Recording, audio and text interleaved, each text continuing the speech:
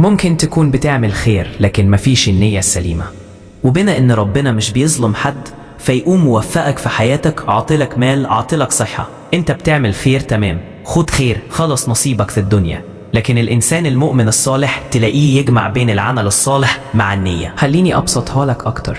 لو بتساعد حد محتاج وانت نيتك خير، قول يا رب اجعل مساعدتي الفلان دي تكون نور في قبري. بتوزع أكل على غلابة، قول يا رب اجعل العمل ده يوسع عليا قبري، يا رب اجعل عملي ده يأنسني في قبري، يا رب اجعل عملي ده يخلي قبري روضة من رياض الجنة.